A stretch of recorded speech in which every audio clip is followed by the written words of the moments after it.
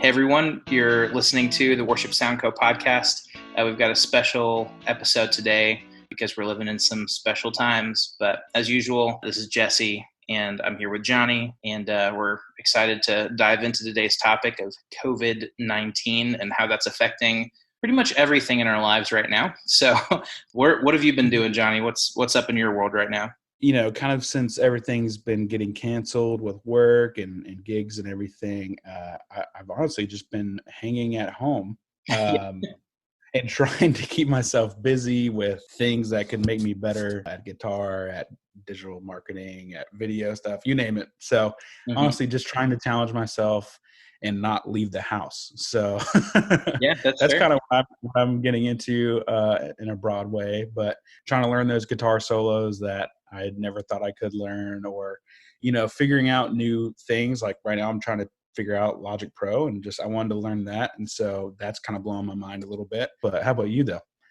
Yeah, kind of the same, hanging out, looking at my empty calendar now. So yeah, a lot of spare time. Have you found any ways to where you're able to still kind of bring in some income? Yeah, so I do a lot of podcast editing as well, and so some of that's still happening. I feel like on that 1099 community, it's definitely had its stronghold on those people, you know, and you and I included. It's just kind of been, okay, let's just take this day by day and see, like, do they still need me? Like, do they still need any content? You know, you name it. And so I totally feel on that end. And it's hard too, because I've seen a lot of people get laid off, and even pay cuts happen, and it's really shaking up a lot with worship ministry. I've seen so many live streams, and it's just interesting watching what churches are doing. And have you seen anything interesting that churches have been up to online? Honestly, it's all been really awesome to see. Maybe nothing that's been interesting in terms of this has stood out to me differently, but Yeah. definitely a lot of different versions of people having live worship or pre-recorded worship and things like that.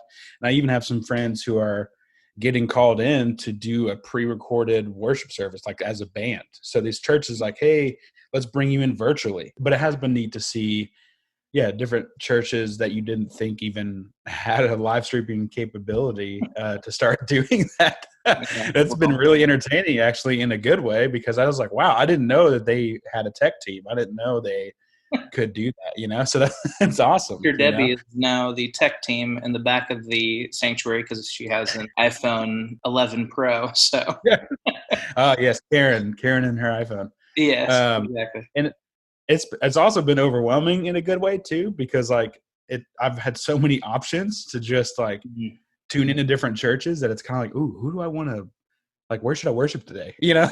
Yeah.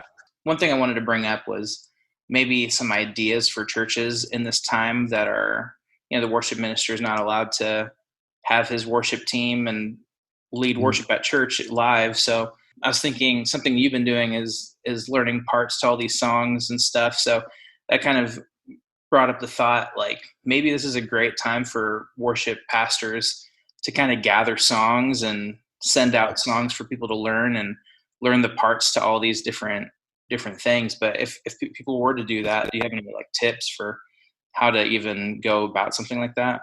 Maybe as a worship pastor, compile a list of songs that you've wanted to work on for a while as a church, or you think that these songs would be really good to lead as a church, like even some of the new Cody Carnes stuff or anything like that, and then disperse that to your teams. And whether that's through, you know, YouTube videos or like worship tutorials or things like that.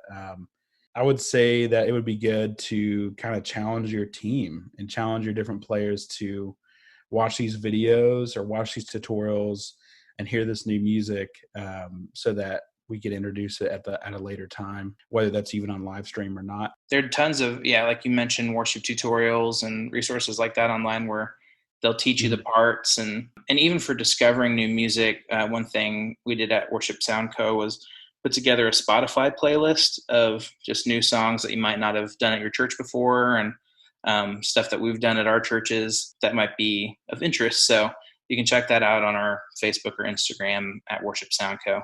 But we'll post that link up there when we post this episode. But I mean, what WorshipSoundCo is based off of is really resourcing worship musicians and understanding tone and all that kind of stuff. So we do want to talk a little bit about gear as well. And this time is a super unique time for buying and selling gear. And we were just talking about how, maybe this is a great time if you're looking to build a pedal board and you're looking to build a rig.